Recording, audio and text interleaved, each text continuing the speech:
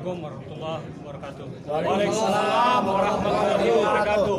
Saya Letnan Jenderal TNI Purnawirawan Yayat Sudrajat sebagai kawan sahabat satu angkatan dengan almarhum Letnan Kolonel Infanteri Purnawirawan Haji Muhammad Mobin. Ya, sebagai kawan, saya begitu mendengar dibunuhnya almarhum, saya melihat ini tidak mungkin beliau punya attitude seperti itu, karena saya tahu persis. Jadi beliau itu, Pak Mobin itu sebelum masuk Taruna itu dia sekolah di SMA Darul Ulum dan dia sebagai santri dari Pondok Pesantren Tewirang, sehingga di Akabri ya saat itu kalau berbicara masalah agama selalu tampil Pak Mobin, sehingga jabatan di Taruna Akabri 82 pada saat itu dia menjabat sebagai Taruna urusan kerohanian Islam. Jadi saya tahu persis bagaimana attitude Pak Mobin, ya, orangnya jujur, selalu dia berbicara masalah agama, sampai terus kedinasan pun selalu begitu, selalu tampil menjadi khotib dan seterusnya. Jadi kalau saya melihat bahwa dia meludahin si pelaku, itu bullshit kalau menurut saya, ya, dia selalu mengalah. Nah, ini untuk diketahui, ya.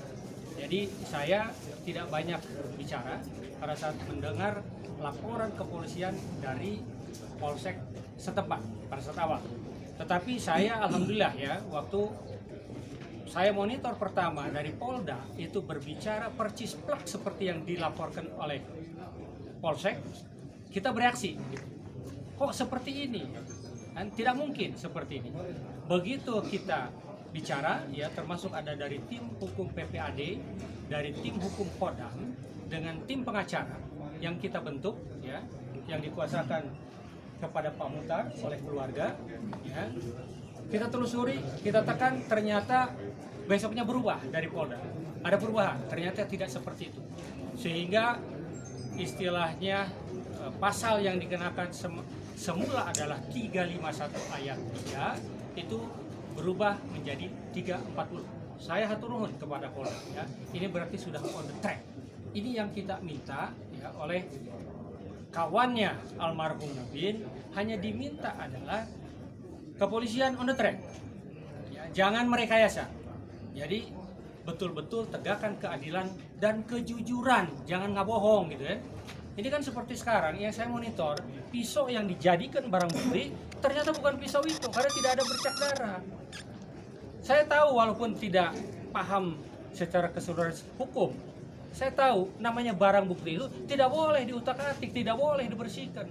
Artinya kalau pisau itu memang ditusukkan pakai pisau yang sekarang jadi barang bukti, artinya ada bercak darah dong di situ. Ya, ini berarti masalah perekayasa. Jadi saya melihat dari laporan awal itu sudah dilakukan perekayasaan untuk apa? Meringankan si pelaku. Ada apa? Ya. Dan kalau kita lihat situasi di sini, ya, masa sih hanya parkir sebentar di sini, kok sampai seperti itu? Dilakukan pembunuhan dengan sadis. Sehingga kita bertanya, ada apa? Ada apa sih di dalam rumah ini? Ya, ada something, ya. Itu yang sebenarnya harus diselidiki lebih dalam. Ya, walaupun dengan waktu sekian hari bisa saja itu barang-barang itu sudah dipindahkan. Ya, saya wallahu a'lam. Ya. Tetapi analisa saya, kok sebegitu teganya dan ada apa? Ya. Apakah karena dia supir pribumi kemudian bisa diperlakukan sak maunya? Saya nggak ngerti. Saya nggak ngerti. Tetapi ini yang membuat tanda tanya besar. Oleh karena itu saya mewakili Akabri 82, saya minta aparat penegak hukum, yuk kita sama-sama, sudah waktunya. Polisi adalah milik kita bersama, ya. Dengan kasus Sambo dan sebagainya, harus introspeksi diri, gitu ya. Sudah tidak ada kepercayaan rakyat kepada polisi. Mari kita bangun sama-sama kembali. Rebut kepolisian RI kita, jadikan polisi yang betul-betul tigakkan tugas pokok Polri. Penegakan hukum, keamanan ketertiban masyarakat, satu lagi adalah mengayomi dan melindungi rakyat. Bukan ada istilah lapor polisi, kalau ada kesulitan lapor ke polisi. Sekarang faktanya dibalik. Begitu lapor polisi, timbul kesulitan. Laporan hilang kambing, bisa jadi hilangnya jadi kerbau. Innalillahi, ini kan sedih sebenarnya. Loh, saya mantan aparat birokrasi ya. Polisi itu milik kita bersama gitu. Yuk sama-sama kita tegakkan. Khususnya yang muda-muda. Saya mau gesbol tanah gitu ya. Sudah nggak pengen apa-apa lagi.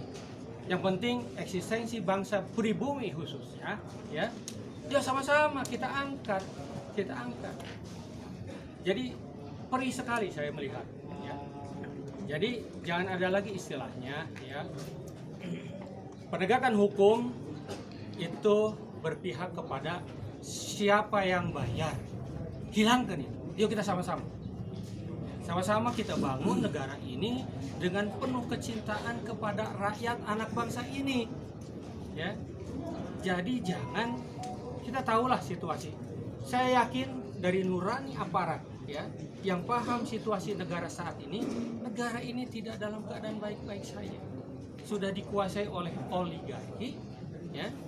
Saya ngerti, adik-adik saya masih dinas itu hati nuraninya menjerit ya, tetapi dia tidak berani bicara karena keterkaitan dengan hierarki jabatan naik ke atas ke dalam ke pemerintah. Tapi saya ingatkan ya, khususnya kepada adik-adik saya masih dinas, sumpah TNI itu adalah demi Allah saya bersumpah bahwa saya akan setia kepada negara kesatuan Republik Indonesia yang berdasarkan Pancasila dan Undang-Undang Dasar 1945 yang asli. Karena yang asli khusus saya ingatkan pasal 6, Presiden ialah orang Indonesia asli. Sekarang sudah dirubah, Presiden adalah warga negara Indonesia. Makanya punten, ya keturunan bangsa lain yang jadi warga negara Indonesia itu berlomba-lomba sekarang bermain politik. Untuk apa? Untuk mendapatkan kekuasaan negara. Begitu jadi penguasa habis. Saya sebagai orang pribumi, enggak apa-apa. Saya dibilangin, tidak boleh otorat kita berbicara pribumi dan pribumi. Enggak, faktanya ada pribumi. Beda dengan Amerika. Kalau Amerika pribuminya geus dihabisin. Ya, Cherokee itu suku Indian. Sekarang menjadi Jeep karena jelamana geus eueuh. Ya kan? Kemudian apalagi itu Apache. Ya, jadi helikopter. Jelamana geus eueuh, pribuminya nggak ada, semuanya pendatang. Jadi mereka menuntut hak yang sama. Ingat ya, coba lihat. Saya dapat dari Pak Taufikur Rahman Rocky, ya polisi yang menurut saya saat ini masih dipercaya. Polisi yang masih dia berkiblat kepada Pak Hugeng. Kejujuran, kebenaran, keadilan itu yang harus ditegakkan. Beliau nyampaikan bahwa terkait dengan masalah pribumi itu ada di resolusi PBB nomor 61/295 yang isinya adalah tentang hak-hak pribumi. Artinya ada di Indonesia sekarang, ayo wah pribumi, ya atuh. Saya Sudrajat orang Jawa Barat, orang Sunda. Robi Win Kadir ya orang Jawa, asli Jawa gitu kan. Aresia Aseng ya warga negara Indonesia tetapi aslinya dari sana, dari Republik Rakyat Cina. Nah sekarang kita dibilang Cina aja kita tidak boleh bicara Cina. Loh di sana itu di peta dunia namanya People Republic of China. Artinya Republik Rakyat Cina. Lamun di Indonesia kan, kok jadi Tiongkok? Kok sekarang kita tidak boleh ngomong Cina? Dari mana? Nah ini saya ingin menyadarkan seluruh anak bangsa. Ya, ini ya. Satu yang harus diperjuangkan itu adalah ya kembali di luar ini ya. Saya dengan Mubin itu bukan main. Ya. Kita dari Akabri 82 itu kadang-kadang ya dengan teman itu lebih dari saudara karena 4 tahun gulung kuming sama-sama ya di pendidikan, tahu persis istilahnya dalemannya. Jadi terkait kasus ini saya hanya minta kepada aparat penegak hukum ya, penegakan hukum. Yuk sama-sama, cintai bangsa ini, cintai rakyat ini, tegakkanlah dengan keadilan dan kejujuran. Ya. Jangan ada lagi rekayasa, jangan ada lagi siapa yang bayar itulah yang dimenangkan. Innalillahi.